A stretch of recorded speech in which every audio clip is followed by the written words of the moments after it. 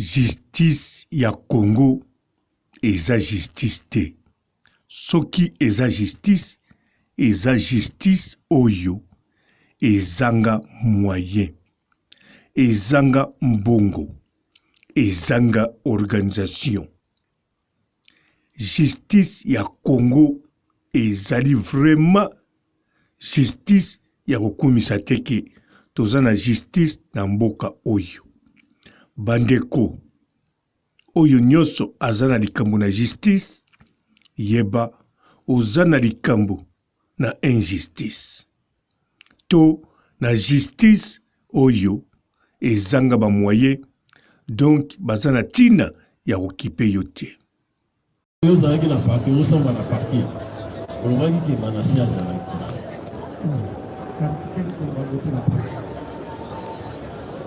Olobaki ke Manase azalaki, et Manase alingaki a intervenir. Est-ce que vous avez confirmé à vous? Moi,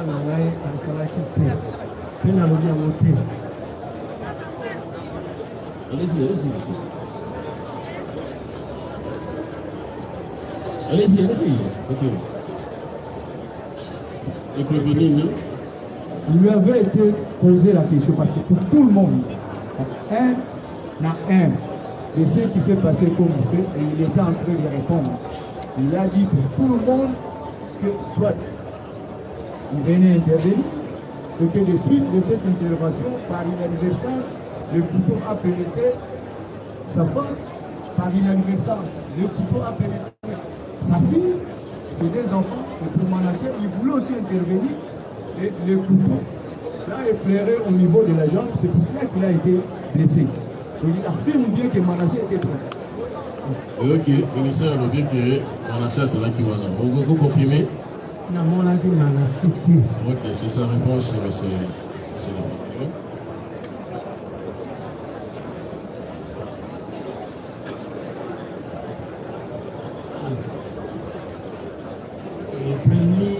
Jean-Pierre Mangambasi. Est-ce que ukukiko yemi certificat que mwana na omerveni azaki na bar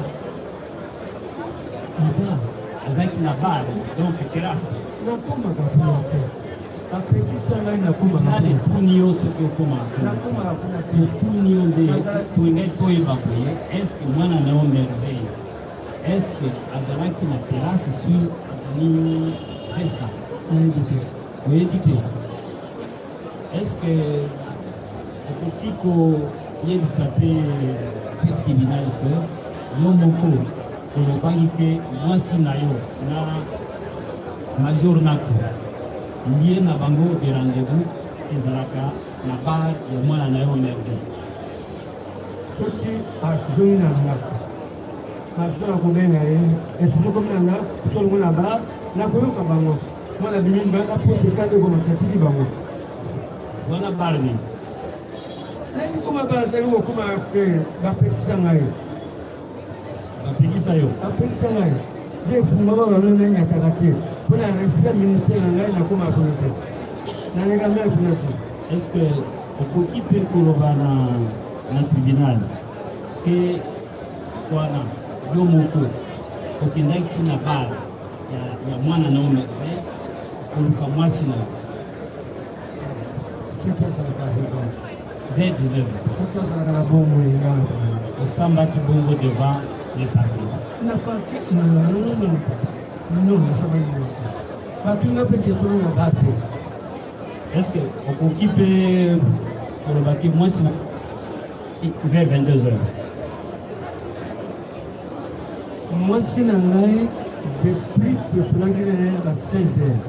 À Kenaye, naye commune et le moi c'est à 23h, na majorement na 4 éléments.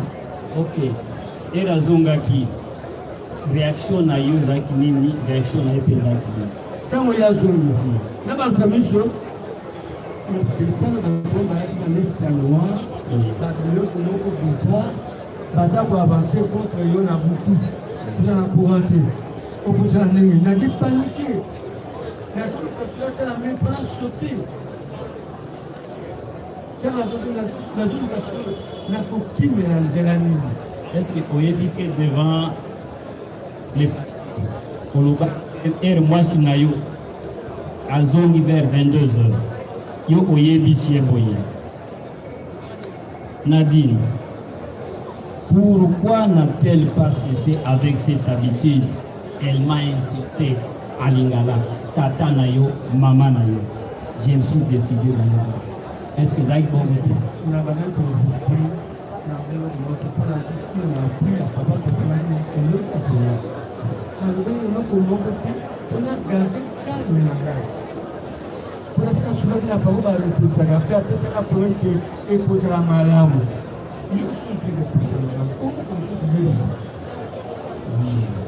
Monsieur Jean-Pierre, est-ce que c'est parce que moi, si nayo, bakuta na kepe à merveille, mais et puis c'est qu'il y a au Boumane? Papa, c'est moi dans la boule, mais ça, moi, dans la boule. Merci beaucoup. Oui, allez-y, maître. Monsieur le Président, je suis très content d'avoir la parole. C'est pour deux, trois petites précisions de taille. Quand je prenais la parole, je me suis félicité d'avoir demandé 5 minutes au tribunal pour que nous puissions jeter coup d'œil sur le PV. Parce que tout à l'heure, on se rend compte que le PV que nous avons lu sont différents de ce que le tribunal est en train de dire tout à l'heure. Premièrement, dans le PV de l'enfant, si vous le lisez bien, on ne parle pas de couteau, on parle de machette. Qu'on me contredise si j'ai dit faux. On parle de machette. L'enfant dit, on a vu papa prendre de petites machettes. On a ravi ça. Et puis il a pris de gros machettes. On ne parle pas de couteau. Mais nous nous posons la question. Peut-être le ministère public va nous répondre.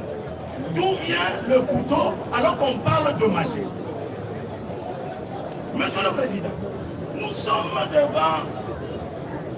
sommes devant un tribunal aguerri. Parce que nous connaissons bien ce truc. Maître, c'est une préoccupation ou une question? Parce que nous, le tribunal n'a pas encore fini avec les questions. Nous voulons savoir si c'est une question ou bien une préoccupation. Si on peut avancer avec les questions et les préoccupations après. Monsieur le Président, nous pouvons bien avancer avec les questions, mais lorsque nous partons de mauvais pieds, nous risquons d'arriver à des résultats qu'il ne faut pas. Nous devons d'abord recadrer les choses, parce que dans le PV, on ne parle pas de couteau, on parle de machette. Les PV là sont de actes authentiques. Ce qui est écrit doit être interprété tel que c'est écrit. L'on parle de machette et non de couteau. Les couteaux nous viennent d'où?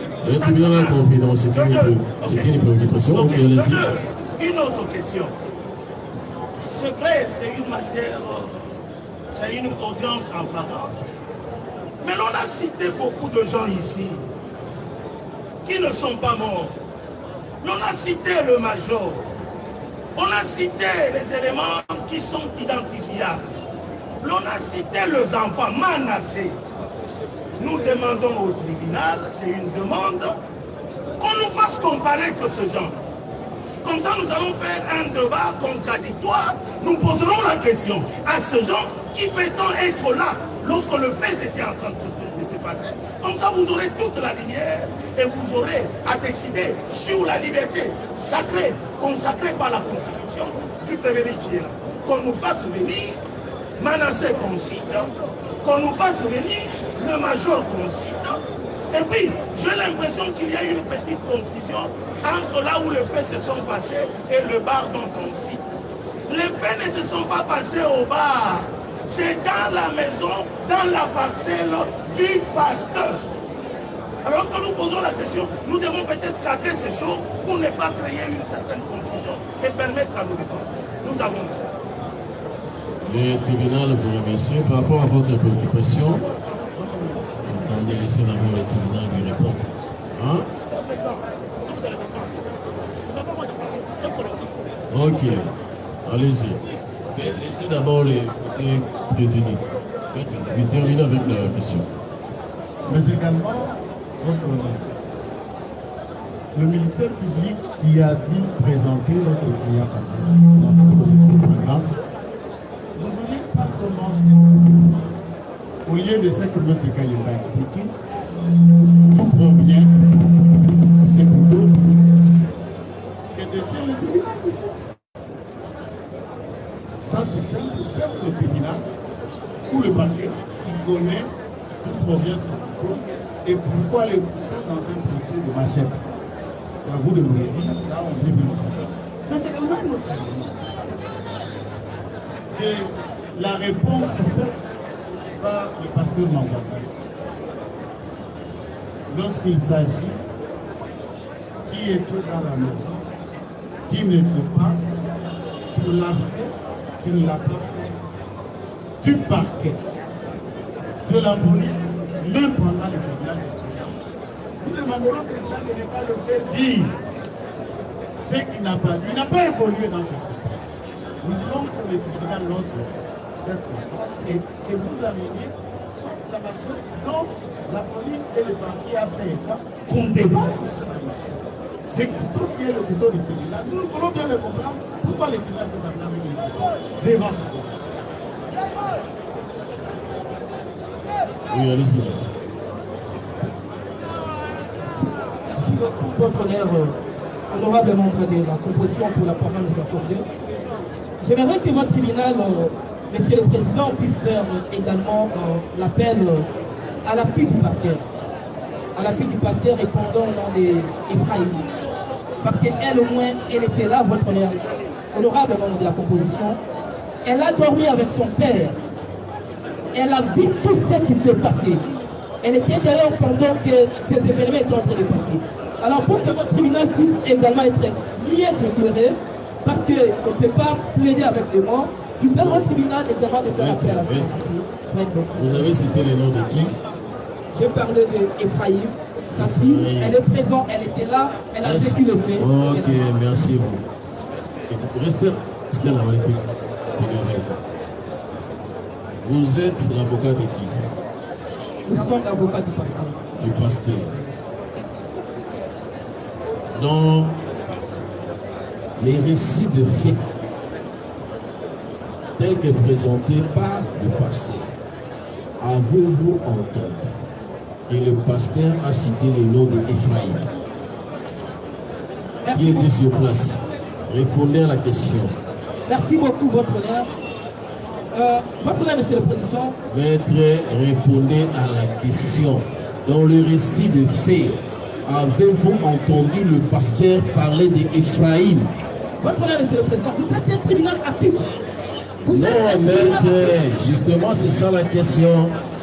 Parce que lorsque le tribunal, maître, lorsque le tribunal a posé la question à votre client, il n'a pas parlé d'Ephraïm. Mais vous avez parlé d'Ephraïm. Non, maître, s'il vous plaît, s'il vous plaît. Il ne faut pas engager un débat, c'est une observation. Le tribunal vous fait observer. Et vous qui êtes l'avocat du pasteur, vous avez reconnu qu'Ephraïm était là. Mais votre client a dit au tribunal qu'Ephraïm n'était pas présent. Quel sera l'incident si jamais le tribunal arriverait à... C'est une observation, maître. Vous êtes avocat, vous êtes juriste. Vous savez pourquoi le tribunal vous a posé cette question. Allez-y vite.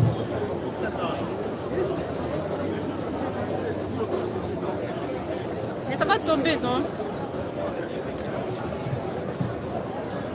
Ça marche, hein? Il y a un problème. Chers abonnés à Africa Cool Télévision Botenabino, pour naba oyo bazotuna biso motuna toza na procès en flagrance oyo pasteur Magwangasa, pasteur ya église ya pasteur Kutino mokolo ya dimanche abomaki mwasi na ye na mwana ya mwasi na ye, voilà. na mwana ya mwasi na ye abomi bango na mbeli nde na boye loko les a procès en flagrance bakanga qui est sur place et puis bazo sambisa ye nde Africa Cool Télévision loko tout ça toujours au cœur de l'actualité toujours revivre bino yango en live en direct s'il vous plaît chers abonnés beau aimer vidéo merci. Monsieur le Président, poser la question à mon client lieu et place, Monsieur le Président, des dires, puisqu'il s'agissait des PV de la police. Là, je n'ai pas compris comment, puisque nous avons quand même lu ces PV au lieu et place. De poser la question, de dire qu'il s'agissait des PV de la police. Là, à notre grande surprise, Monsieur le Président parle plutôt des PV du parquet. Nous voulons qu'il y ait quand même une précision puisqu'il ne s'agissait pas. Ces PV-là, ce sont les PV de la police et non du parquet. Comme ça, le prévenu aura la facilité de répondre s'il a été auditionné au niveau de la police ou pas. Nous avons. Le tribunal vous remercie. Côté partie civile, oui. Maintenant, vous avez la parole. Merci. Je prends la parole sur votre question tribunal. Et c'est le président, mais c'est le ministère public à votre honneur. Alors, j'ai entendu la partie prévenue ou la partie assassin. Il soutient que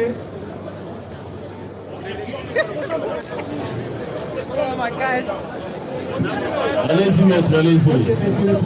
Allez-y. Allez-y, il a retiré ça. Allez-y, il a retiré. Gagnons du temps. Allez-y, maître. Monsieur le Président, il insiste ici sur un major qui s'appelle Major Lambo. Et ça fait 3 mois dont les prévenus suspectait sa femme, Madame Nadim. Est-ce que je voulais savoir, le prévenu a-t-il informé les parents de Madame Nadim que Madame Nadim sort avec Major Nabo? Là, c'est la première question. Deuxième question, si le prévenu peut nous répondre. Quelle est la différence faite par lui entre petit couteau ou petite machette et la machette? Parce qu'il a dit tout à l'heure que c'est base d'une petite couteau. Si c'est une petite machette, quelle est la différence faite par lui le prévenu entre petite machette et machette? C'est deux petites questions. Les deux, j'ai entendu tout le monde qui menaçait. Je pense qu'étant qu'avocat de la partie civile, nous vous informons, Monsieur le Président, si le tribunal menacé, c'est un enfant mineur, là de 1. Vous le savez, la procédure. Si le tribunal est d'accord d'écouter Manassé, autorisez-nous d'amener Manassé devant votre guise de tribunal pour vous aider. Là de 1. De 2, en dehors de Manassé, il y a aussi Winner qui est prêt de répondre à leur père. Je dis et je vous remercie. Merci. Nous avons la parole. Merci. Oui, allez-y. Votre honneur, nous avons quelques questions à faire poser au prévenu. Le prévenu peut-il nous confirmer qu'au parquet, il était assisté d'un avocat? Ça, c'est la première question. Bon, maître, on passe. Le tribunal a une démarche. D'abord, vous réagissez par rapport sur le venir, et puis si vous avez des questions comme ça, vous pouvez poser. Et puis, donc, vous répondez d'abord, vous réagissez, et puis si vous avez des questions. Et puis, si vous avez des préoccupations également, vous faites des mains. Comme ça, on peut avancer rapidement. Merci, votre honneur. Si nous sommes allés directement en question parce que nous avons trouvé, ce n'était pas des préoccupations, mais c'était une manière de la procédure inutilement. Parce qu'il parle de Manassé. Le Manassé n'est pas fantôme. Manassé a été auditionné, examiné, et le PV a été consigné. Et donc, dire Manassé n'est pas là, on devrait l'écouter, on devrait l'auditionner, je trouve que c'est parfait.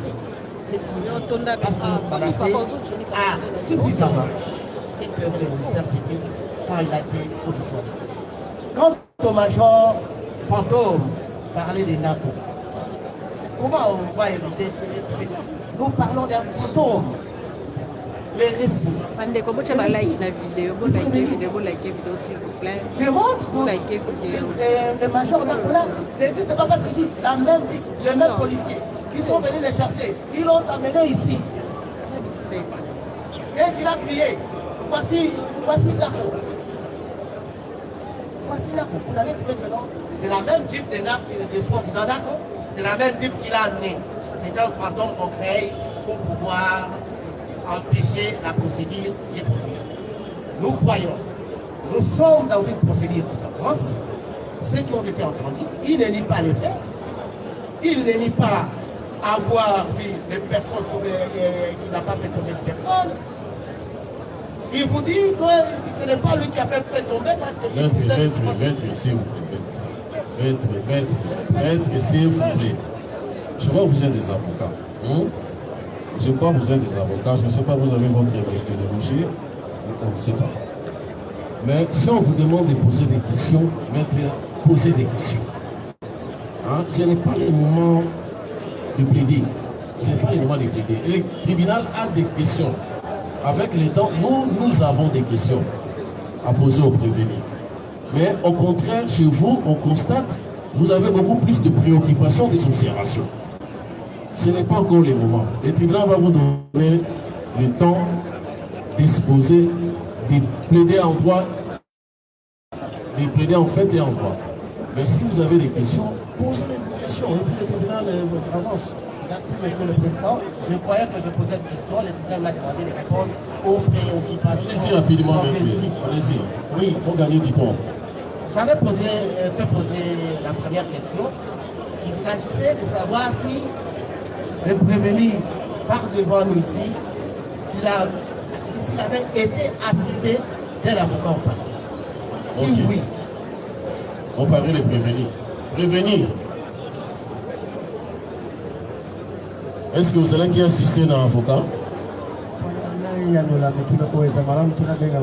Non, question est simple. Est-ce que tant vous allez qui...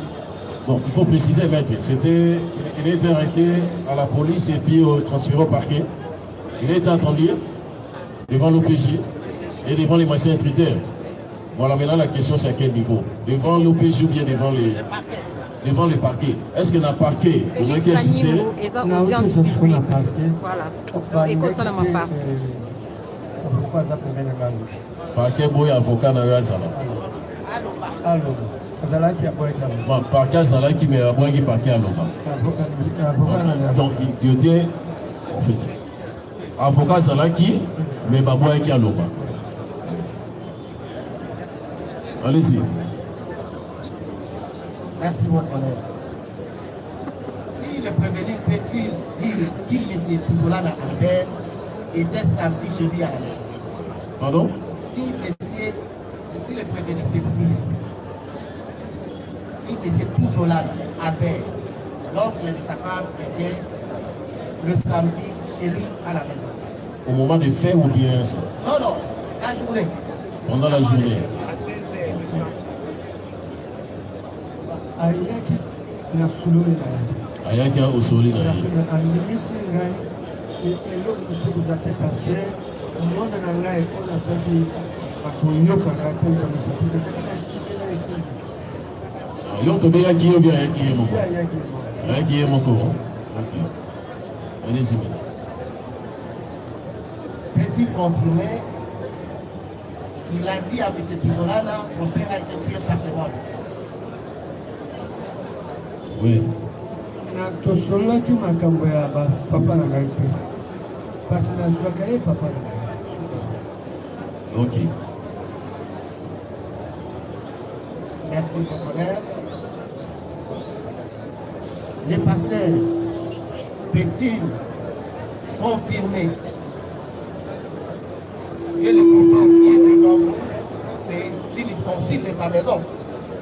Est-ce que vous avez confirmé que mon couteau est à Dako?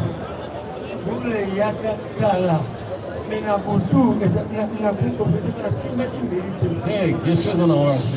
Est-ce que vous pouvez confirmer que Mbeli Oyo Eza Mbeli Oyo mwasi na yo atiliza pour kulamba ba tout ça? Oyo te.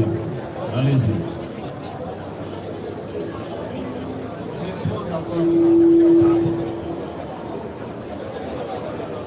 Venait-il avoir dit que ce couteau ici a reçu sa bénédiction? Yo le bien oui bien moti. Mais yo le mai ko pambola ki mbeli. Il y a que la carton. Oyo carton ba mbeli, o carton ba sapato, o carton ba lunette. Il y a tout que nous sommes pamboli ba fumula qui nous sommes na mona machine de la carte. Si vous voyez bandeli ezali pe. Ozo le ya ka ka. Na dikolo ba lenga o carton ba mbeli. O carton ba chenette. O carton ba lunette. O carton ba pantalon. O carton ba chemise.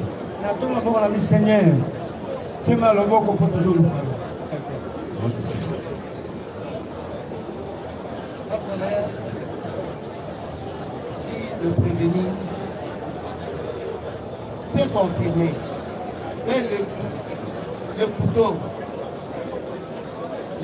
c'était le couteau ou une baïonnette qui a donné la mort à Merveille qui venait de défendre, il a poussé et que c'est comme ça qu'il a été fait. Petit nous a trouvé. Et c'était donc pour une baïonnette. Oui, une baïonnette, c'est ça.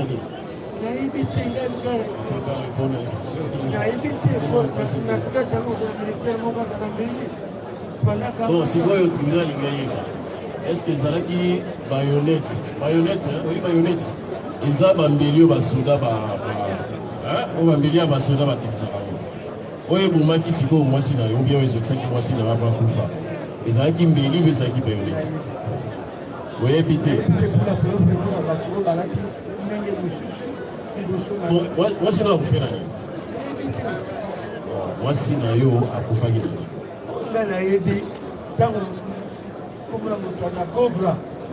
Moi si na yo akufaki na ni. Na yebite suka bila yo loko na yebite.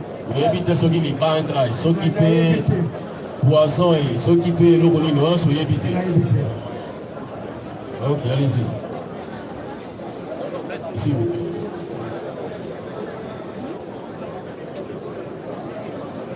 Pendant son récit de fait, le prévenu a dit qu'il y a eu le combat qui a sorti, c'est qu'il a sorti de tuer lui. C'était quoi? Un bâton? Il a un couteau? Ou c'était quel? Bon, yo lobby on y évité. On le la question. Au lobby on y évité. Non, mais pardon, vous conseil la publicité Top Africa. On a audience. Oui, évité. Non, tu corrélatif mokolo ya samedi bakangaki papa soi-disant aboni mwasi na ye na mwana ya mwasi na ye nde boye bazosambisa ye en flagrance tolanda audience toyeba vérité.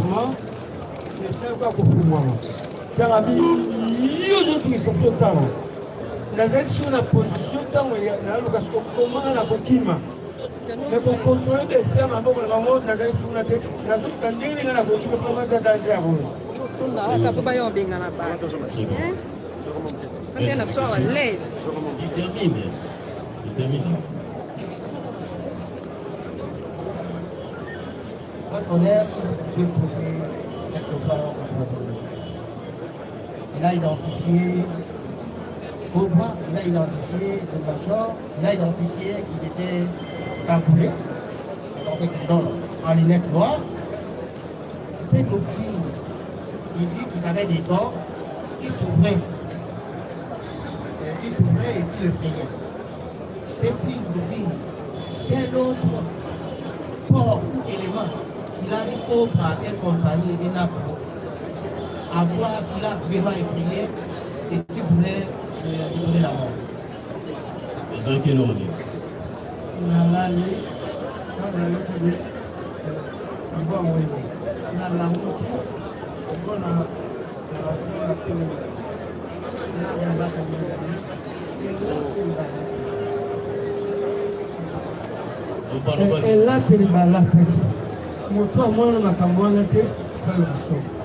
Likez vidéo s'il vous plaît. Likez vidéo. Vous en direct il y a Africa Gold Télévision. Vous likez vidéo.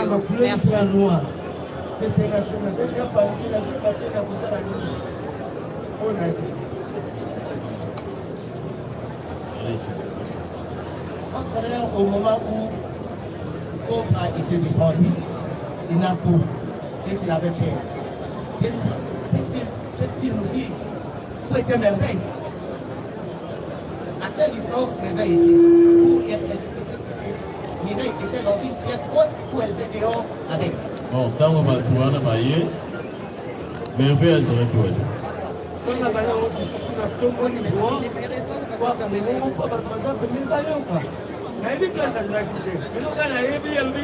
okoki kosala papa boye te ozoyeba te moto wana azoloba yango soki aza wapi soki aza pembeni na yo soki mpe aza oyebi te sikoyo mwana kuipa na zotala mokolo maboko na bango elona bakobimisa bakobanga na nini kasi yango tozoloba ntango moto wana azoloba kolingi kosala papa nini ozoyeba koidentifie sika mwana na ngai esimba na ngai osiko bazoloba azalaki nsima na mwasino azalaki mwasi na bazalaki na major atuna boka tiema donc mwasi na bayaki na major bayaki na major ensemble na baelema wana kasi aona tozotibina azotuna yo te mwasi na yo kolo mwasi na yo akufaki bayaki na bamajor wana bakoti na ndako na yo na major moko na major moko na 4 éléments sikoyo banani bakotaki na lupango yango nyonso major na 4 éléments nyonso wana bazali na kati ya lupango donc bango bakoti ensemble porte ezangi akokanga yo ezangi ofunga portail na yo na yango fongola akofongola sa kobenga moto ayeba kiti wana seke ezaka mwasi na yo donc nalobi moto ayi koyebaka eza mwasi na yo donc mwasi no moto afongolaki porte donc ye moto alingaki aluka boma yo donc ozosifone nde mwasi ngo alingaka boma yo à travers major na kwa batikala aya bomoka place mosusu te ok merci je crois les questions d'abord terminées. On avait trop de questions.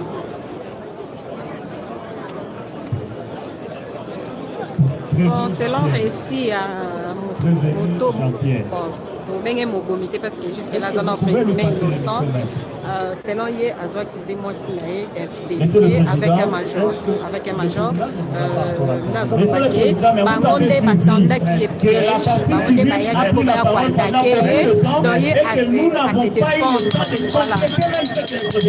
C'est ce que moi je pense. Vous laissez le temps à la partie civile de s'attaquer, à la partie prévenue, sans que nous ayons le temps de compléter et de recadrer certaines choses. Maître, si vous avez commencé avec ce comportement, le tribunal va vous ordonner de vous retirer. Maître, je crois que vous avez... Maître, s'il vous plaît. Maître, calmez-vous. Maître, s'il vous plaît. Maître,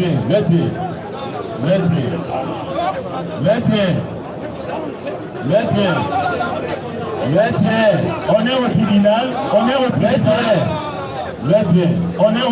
S'il vous plaît, maître, vous n'avez pas la parole. Maître, vous n'avez pas la parole. Maître, je vous rappelle, vous avez prêté serment de respecter le tribunal et ses animateurs.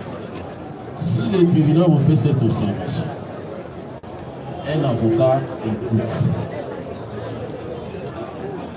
Un avocat doit écouter. C'est une observation. On vous dit parce que le tribunal a senti qu'il y a trop d'émotions. C'est pourquoi le tribunal vous demande. Parce que quand le tribunal vous dit, maître, arrêtez de parler, il faut arrêter de parler. C'est le tribunal qui vous donne la parole. Mais vous continuez à parler. C'est pourquoi le tribunal vous dit, maître, si vous continuez avec ce comportement, le tribunal va vous demander de plainte. Parce que là, vous commencez à manquer de respect au tribunal. Le tribunal ne vous menace pas. Vous avez le temps de parler. Vous avez, le tribunal va vous donner la parole, maître. Il faut être tranquille. Mais il faut écouter. Ok? Bien. Est-ce que vous pouvez passer le micro au prévenu? Prévenu Jean-Pierre. Est-ce que vous allez reconnaître que Mokolo, au Baïsida, on est Salemaki, au Kendaki, la Duras, il y a RD?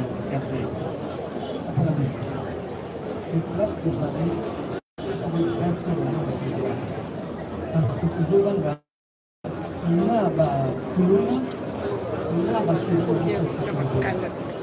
donc, ce qui le tribunal a la réponse là, il bien pour le dire, Kendaki pour la vie. Ok. Le tribunal a l'idée d'attendre la TV, au Sambaki, dans la police. Code 2. À l'intention des avocats, l'idée assistée.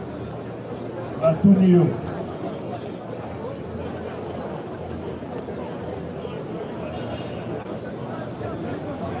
Pourquoi vous êtes arrivé à la police? Pour la nini au commune à la police. Aujourd'hui, et à suite, il y a invité à moi si Nangaï, na adultère naïe, ils ont déclaré divorce. Et puis on continue. Nous autres, dans la déposition, il y a la police. On continue. Aujourd'hui, un major Nako, avec ses 4 militaires en tenue civile, sont venus boire chez ma fille Merveille, sur Vista, quartier Matongé, commune de Kalama. Ma femme buvait avec eux. J'ai voulu aller la récupérer. Mon épouse, j'ai voulu aller récupérer mon épouse, arriver sur les lieux. Arrivé sur le lieu, je n'ai plus vu ma femme qui serait partie à l'hôtel comme d'habitude avec ses majors. C'était vers 19h. Tout à l'heure, le tribunal a tenu une question, s'il vous plaît. Le tribunal a tenu une question. Est-ce que le Coloana au Québec n'a pas été pour la couvre-feu? Le tribunal a tangé la déposition tout à l'heure pour nous dire au Kendaki, malheureusement, au Kendaki était 19h, à Kendaki n'a hôtel, n'a major. Est-ce que vous pouvez expliquer au tribunal contradiction et la dynamique? La police, la police,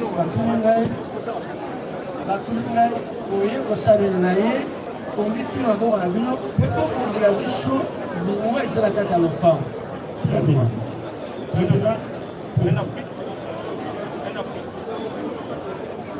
Une série de questions. Notez-y.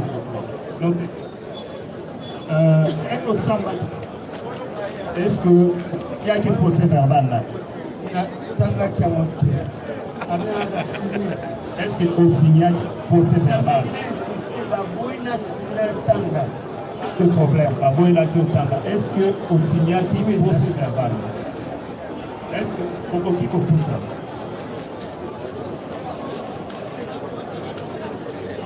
Au qui pour eu sa tribunal ou signature? Très bien.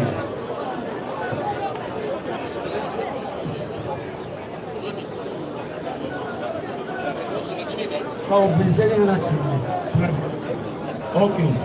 S'il vous plaît, notez, le tribunal va vous accorder la parole. Est-ce que vous pouvez confirmer le tribunal?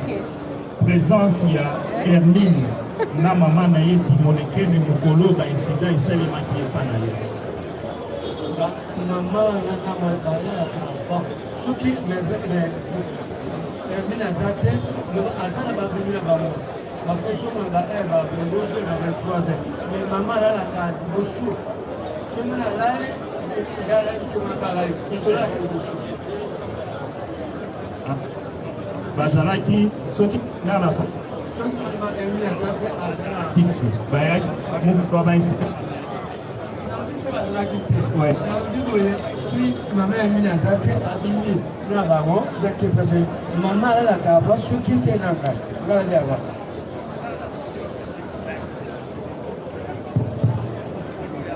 donc mokolo ya incident est Hermine anaye bazalaki epa na yo nde question ya tribunal soki nalobi oui na kosi na pas na ita panique kama bakam bakoti na nini nataka kukotoa na nazala kunobrana na kama ndio pani kongo na bakula kongo na bakula lakini kukotoa tena kwa sana kwa sana na ile kuluka nini kosesa kama kile ya moyo babengi na mnalosungua réponse na yo za présence ya Hermine na mama na bazalaki nde bazalaki oyebite très bien yoka ndemosa une série de questions.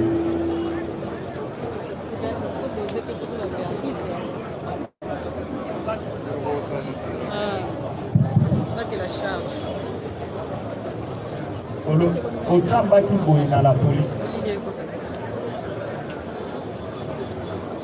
Vers 22 heures, ma femme est venue à la maison. Je lui ai demandé pourquoi n'a-t-elle pas cessé avec cette habitude. Elle m'a insulté. Tata Nayo, Maman Nayo. Je me suis décidé d'aller dormir après une longue discussion. Sa grande sœur Hermine et sa mère Dimonekeni sont venus me menacer chez moi. Dès qu'au Samba, ou Sambaki dans la police. Tout à l'heure, ayez l'habitude de répondre quand on vous accorde la parole. Ça va? Il y a aucune question, vous avez l'attitude pour répondre dès que vous dites. Le tribunal a relevé tout à l'heure que vous allez reconnaître pourquoi avoir fait ces dépositions dans la police.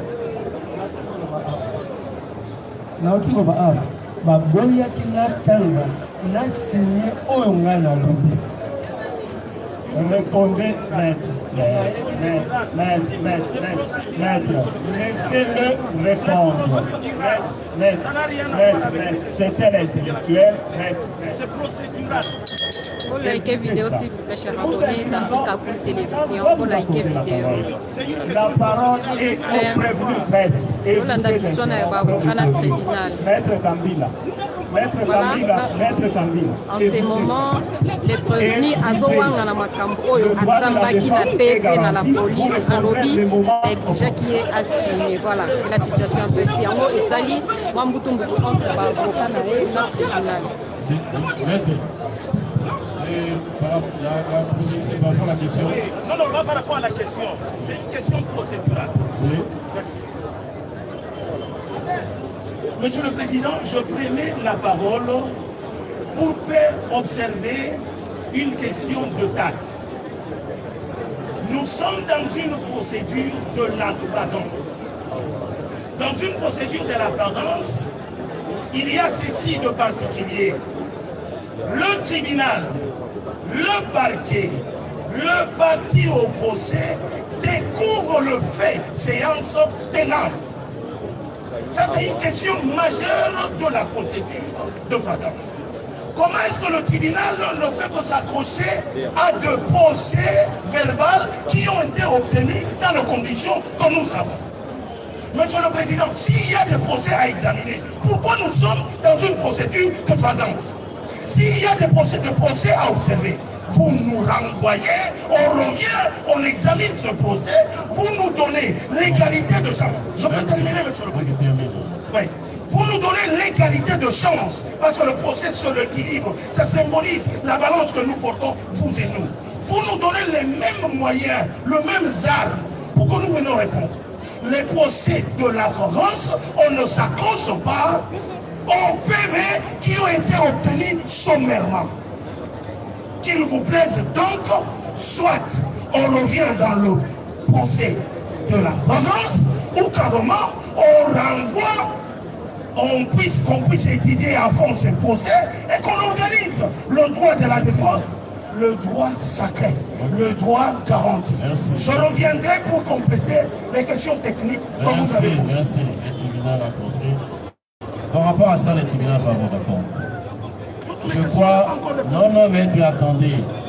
Je crois, avant le début de l'audience, vous avez demandé au tribunal de complicer le pièce. N'oubliez pas ça. Attendez, maître, on ne vous demande pas de réagir. Le tribunal ne va pas vous donner la parole pour réagir. Vous n'engagez pas un débat avec le tribunal. Le tribunal observe, avant le début de l'audience, vous lui avez demandé la parole, vous lui avez demandé de complicer le pièce du dossier. Je crois, par rapport à ça, le tribunal a répondu à votre préoccupation. Allez-y. Le tribunal poursuit avec la série de questions. Prévenu Jean-Pierre, voulez-vous passer le micro au prévenu, s'il vous plaît?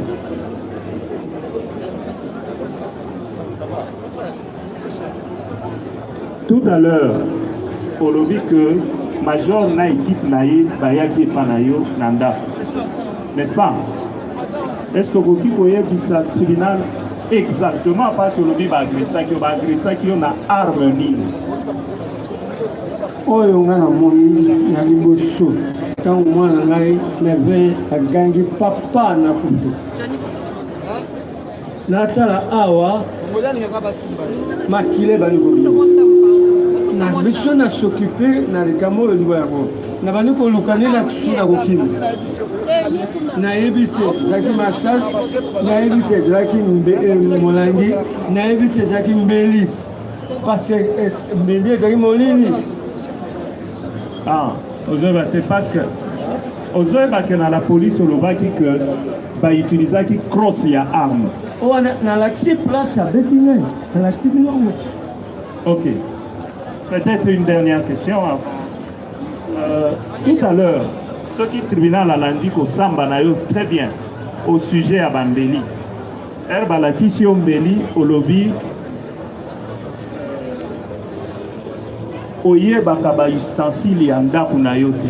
Soki tribunal a dit très bien.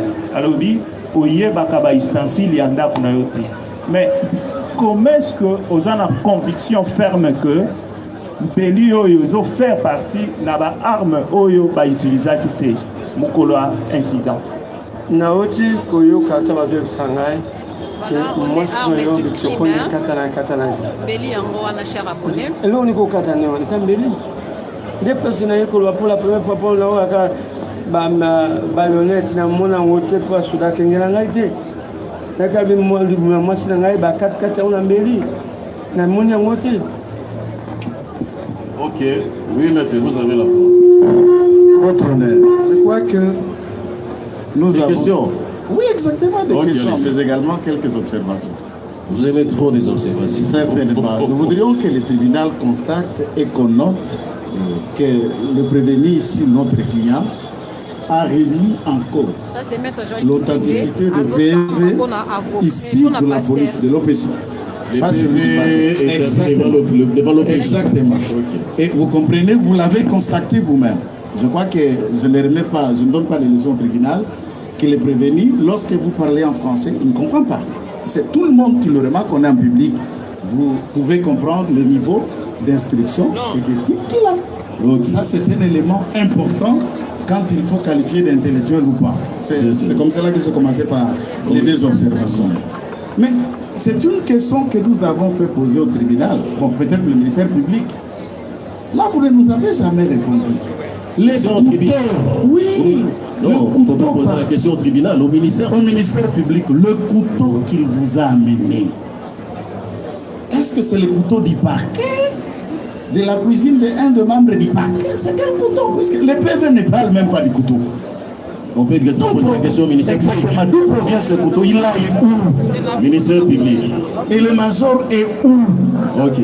Vous avez suivi la question de la partie prévenue.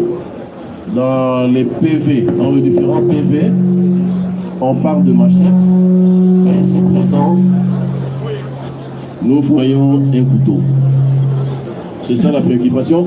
Où se trouve les majors Nako? Merci, Monsieur le Président, pour la parole accordée au parti. Ce couteau fait partie des objets saisis. Donc il est arrivé au parquet par un PV de saisie d'objets. Et cet instrument n'a pas été mis en cause par la partie prévenue. Quant à la différence qu'il faut faire entre petite machette, grande machette, couteau, ça ne va pas enlever au fait leur caractère infractionnel. Donc le couteau fait partie du dossier selon le procès verbal de saisie qui y gît. Nous avons dit. Où se trouve le major Nako? Les majors Nako, c'est le prévenu qui a parlé de lui. Nous ne savons pas exactement si c'est une personne fictive ou s'il existe réellement. Il n'a jamais été ni auditionné par la police, ni par les parquets. Nous ne savons pas s'il existe. Merci. Juste une dernière pour ce qui me concerne. Ok, allez-y, maître. Vous tous, nous avons constaté que le parquet ne connaît pas, il a juste trouvé un couteau dont il ne sait pas où il aille. Le parquet est incapable de vous dire que je suis allé sur les lieux. Je menais le petit enquête préjudicielle. En arrivant, j'ai vu le corps, j'ai trouvé le couteau. Le parquet ne sait rien, alors nous connaissons quand le parquet parle. Là, c'est un élément à constater que c'est un couteau que le parquet aussi a ramassé quelque part. Mais un élément très important. Nous savons qu'il s'agit bel et bien de la mort de personnes et de la fin d'une vie.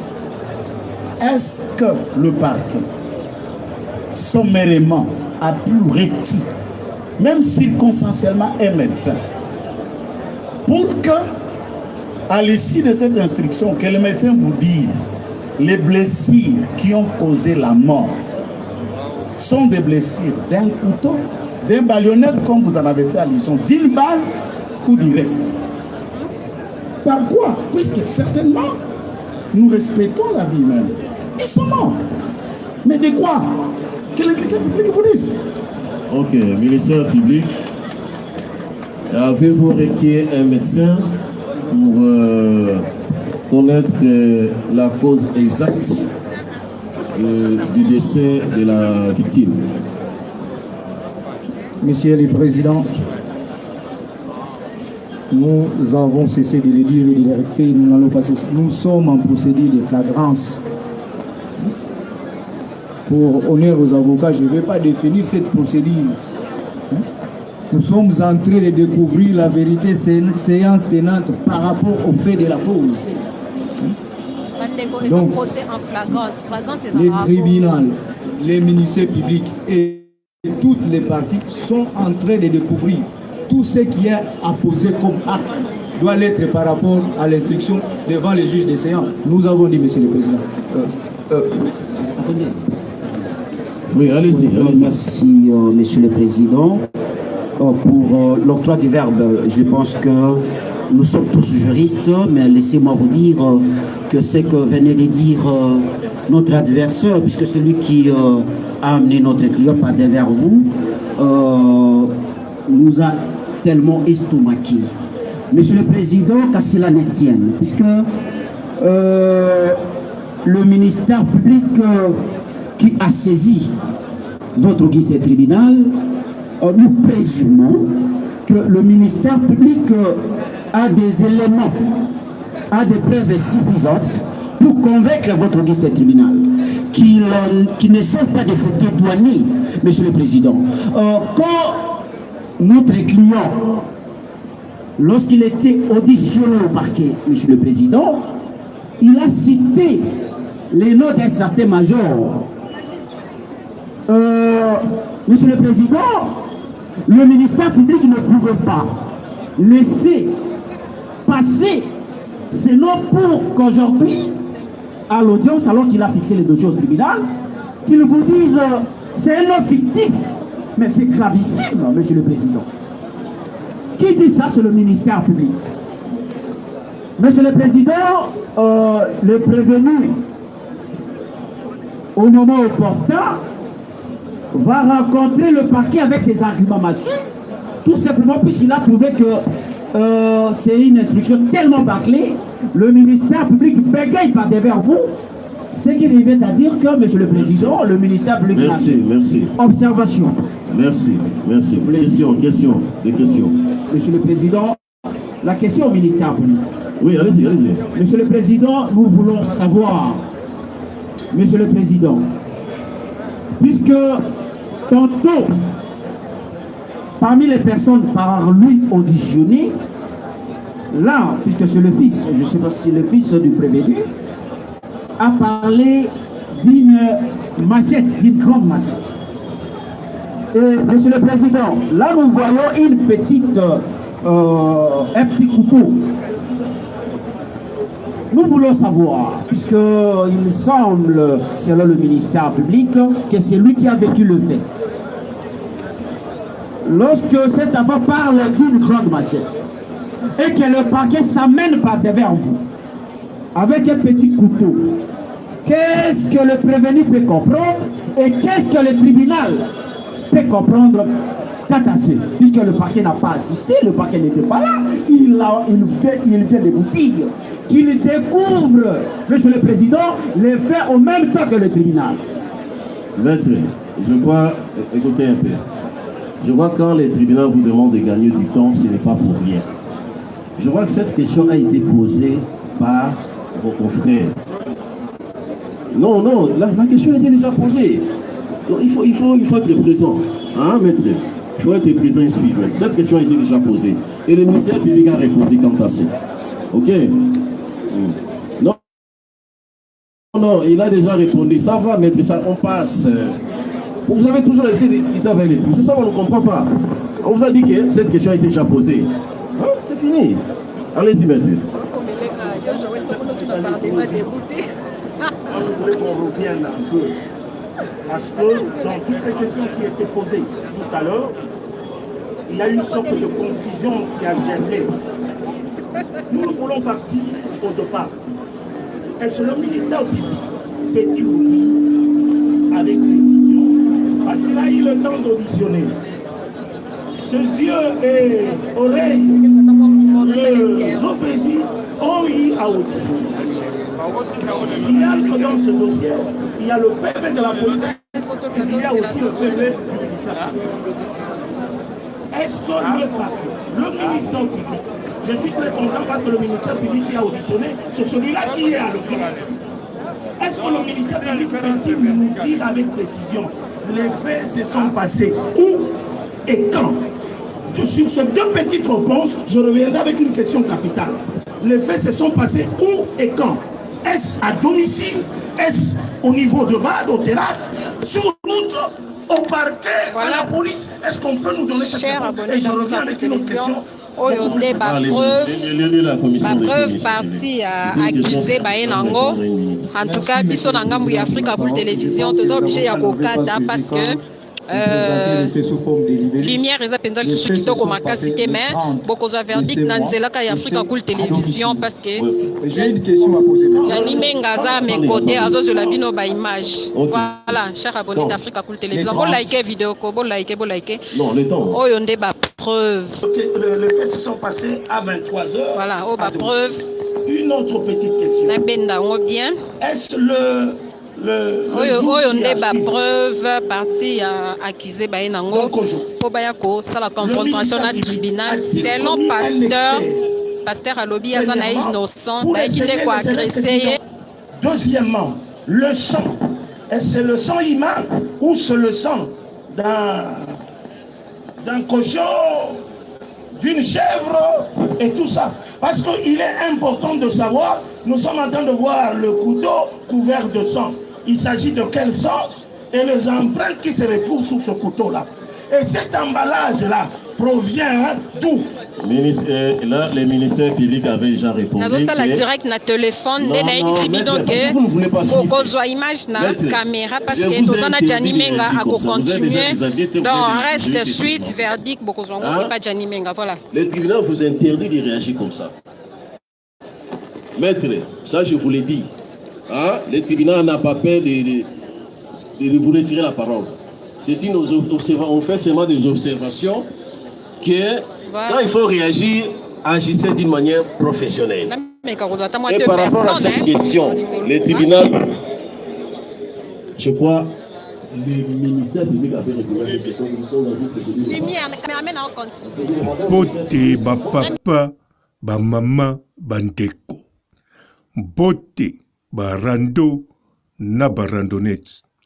Bote batoyo balingaka rando naba oyo balingaka rando te.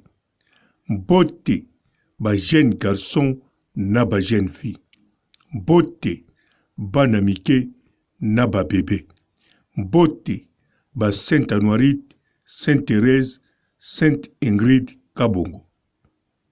Bandeko foko yeba justice ya Congo bomoni bino moko batu bakufi semaine oyo kaka bakangi mutu na la police asambi ake makala pe bakondane 20 ans nyonso eleki na une semaine sikoyo preuve bazotia preuve matérielle tika na prononçango bien ata nazalaka zoba preuve matérielle bazo prononcer mbeli o eza wana mbeli ya cuisine eza mbeli ya basoda te me mbeli ya cuisine ebomaka pe.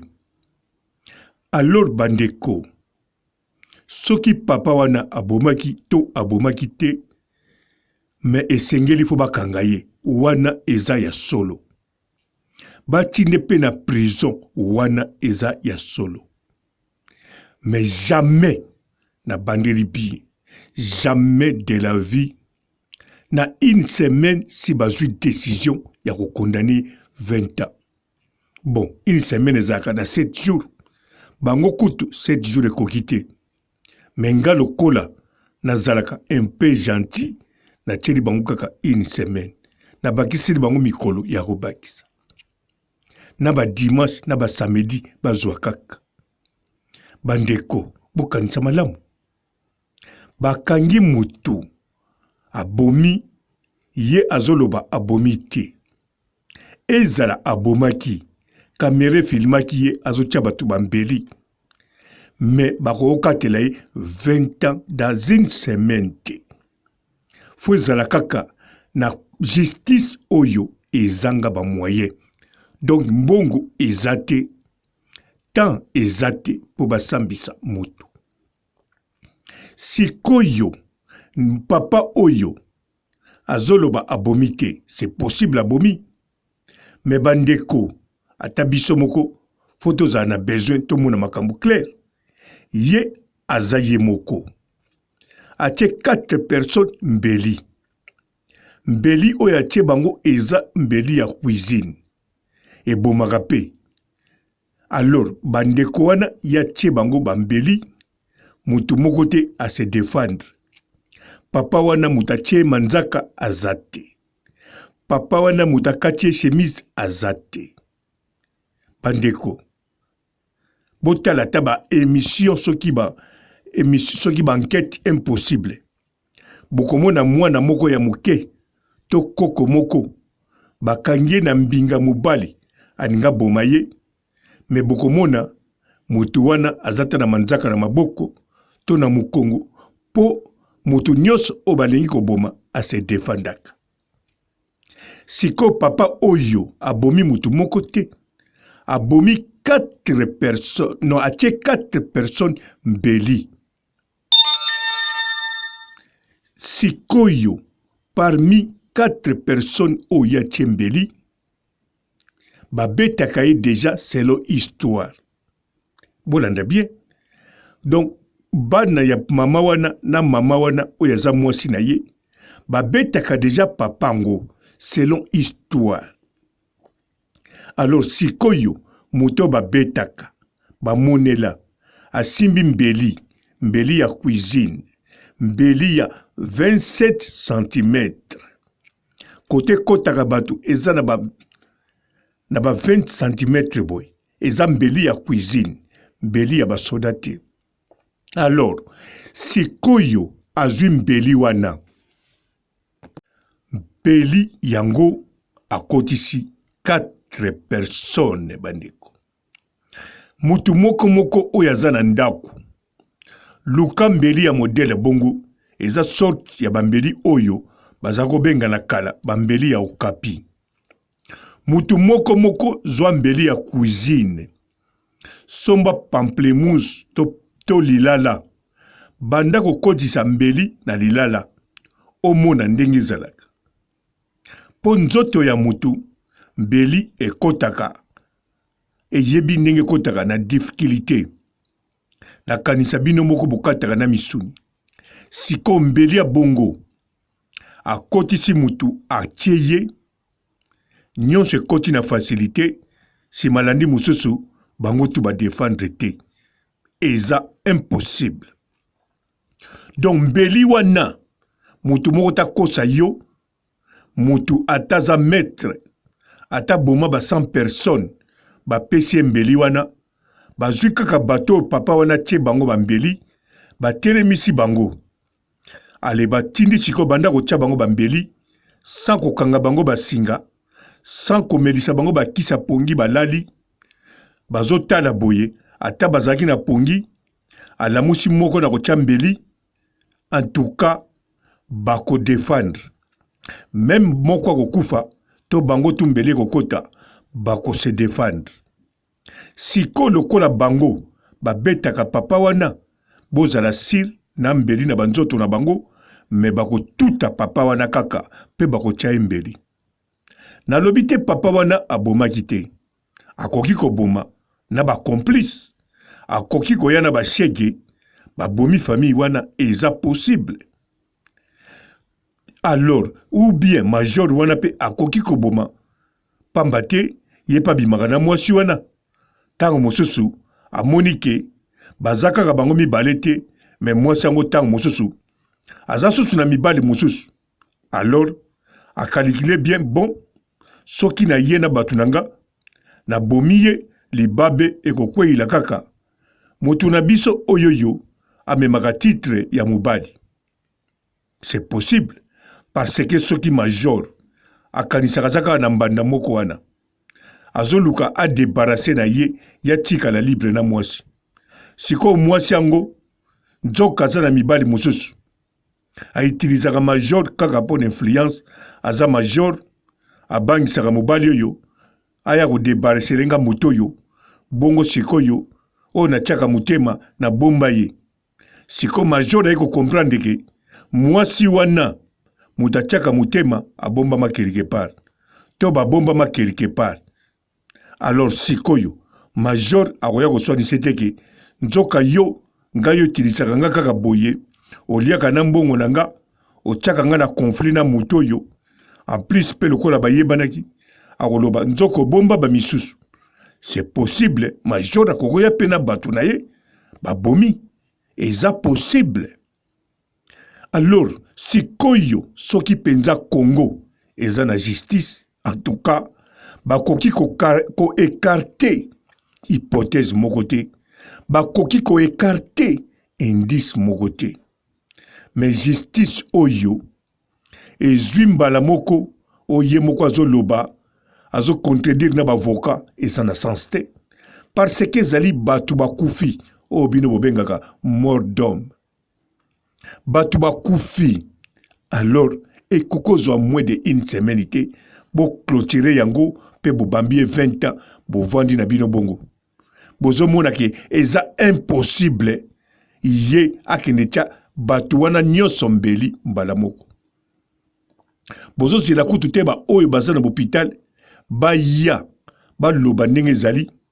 Bozo tila même pas ba oyo baza na l'hôpital, sécurité, potang mususu, soki tata oyo abomaki te, soki major abomaki, atiaki bango mbeli alors soki botie sécurité na hôpitalité major akende futa mbongo babomela ye bato wana po témoin azala te eza clair alors soki major mpe moto ayaki po aboma mwasi wana akokaki mpe ye aya atia bango nyonso mbeli po témoin atikala te eza possible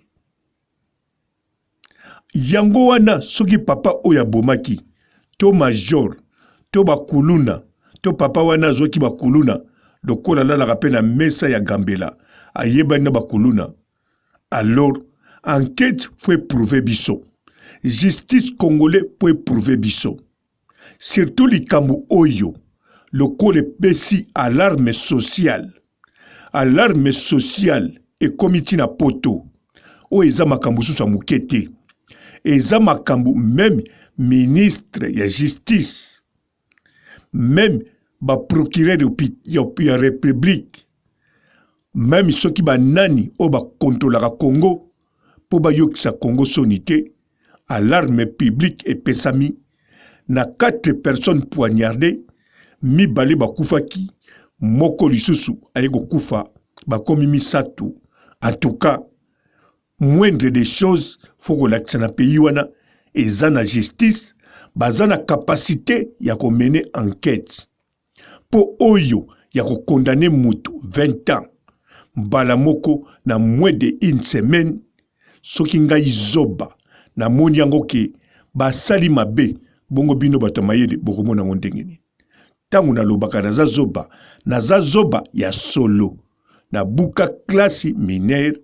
na tikala kotanga te d'avance plus de 30 ans na poto bo comprendre mbala moko na buka biki alors bino bo buka te bo silisa tina ba doctorat bo yebisanga vraiment na planète oyo même na Congo kaka na tango ba tata oyo ba chef de quartier ba papa ya balabala bazako sambisa makambo balabala oyo kuto muta kofite e bandako zo mukolo moko te soko ezi mukolo moko ezali kamba pamba e bandako zo ba 3 jours ba 3 fois ba plus de une semaine ça dépend ya likambango mais likambo ya liwa boye en tout cas faut mona ba preuve ba papa kuta quartier bazako mona ba preuve ba tiango na mesa sima ba fotisi batu casier ya masanga to casier secret mais soki ba moni ba preuve te ba comprendre réalité te atoza na mbongo no ya masanga bombango nanu titango ba koyeba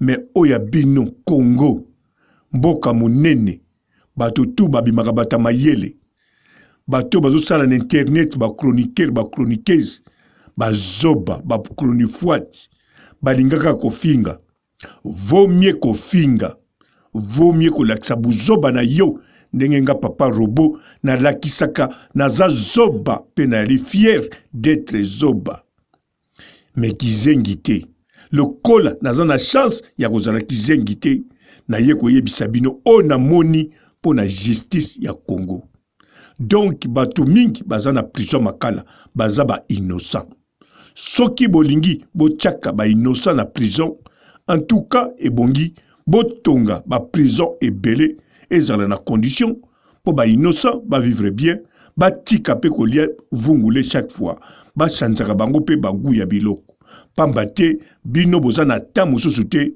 ya banquete na sukisi awa botika la malamu et ciao. Bonjour fidèles internautes de www.elengiakomba TV. Bonjour, bonsoir, balandi nyonso ya Elengi ya Komba. Congolaise TV. Belé, partout dans le monde, partout où vous êtes, partout où vous êtes, Elengi ya Komba TV, vraiment. Bonjour, bonsoir, on va abonner, fan nyonso ya Elengi ya Komba Congolais TV. Bonjour à mon boss, on a appelé ça vraiment un pandi. Bonjour à mon boss, JP Kiama. Je salue mon boss Balobi, boss des boss, Babi, JP Kiama. Bonjour, la Elengi ya Komba Congolais TV, vraiment. Ramon Lazana, chaîne de chaque topo, il y a pas de JP Kiama, et boss des boss, il y a un danger. Donc, on va accepter le Lazaki. Ya boss na biso JP Kiama nzambe ngai ba boss bazali ba boss bazali JP Kiama, le boss des boss. Napesi d'abord bonjour, tu es mbote belé, na mon boss JP Kiama, on a rosa insaote. Donc on a quoi les katesana, napesi mon boss JP Kiama, boss des boss. Bonjour fidèles internautes de www.elengiakomba TV. Bonjour, bonsoir, balandinyon so, ya Elengiakomba. Congolaise TV. Belé, partout dans le monde, partout où vous êtes, partout où vous êtes, Elengiakomba TV, vraiment. Bonjour, bonsoir, na abonné, fan nyonso ya Elengiakomba Congolais TV. Bonjour à mon boss, on a appelé ça vraiment un pandi. Bonjour à mon boss, JP Kiama. Je salue mon boss Balobi, boss des boss, Babi JP Kiama. Bonjour, Elengiakomba Congolais TV, vraiment. Maman Lazana, chaîne de ceux qui topo, il y a pas de JP Kiama, et boss des boss, il y a un danger. Donc, on va dans Lazaki. Ya boss na biso JP Kiama, nzambe na ngai. Ba boss bazali ba boss bazali. JP Kiama, le boss des boss. Napesi d'abord bonjour, tu es mbote belé, na mon boss JP Kiama, on a rosa insaote. Donc on a quoi les katesana, napesi mon boss JP Kiama, boss des boss. Belé, partout dans le monde, partout où vous êtes, partout où vous êtes, Elengiakomba TV, vraiment. Bonjour, bonsoir, na abonné, fan nyonso ya Elengiakomba Congolais TV. Bonjour à mon boss, on a appelé ça vraiment un pandi. Bonjour à mon boss, JP Kiama. Je salue mon boss Balobi, boss des boss, Babi JP Kiama. Bonjour, Elengiakomba Congolais TV, vraiment. Maman Lazana, chaîne de ceux qui topo, il y a pas de JP Kiama, et boss des boss, il y a un danger. Donc, on va dans Lazaki. Ya boss na biso JP Kiama, nzambe na ngai. Ba boss bazali ba boss bazali. JP Kiama, le boss des boss. Napesi d'abord bonjour, tu es mbote belé, na mon boss JP Kiama, on a rosa insaote. Donc on a quoi les katesana, napesi mon boss JP Kiama, boss des boss.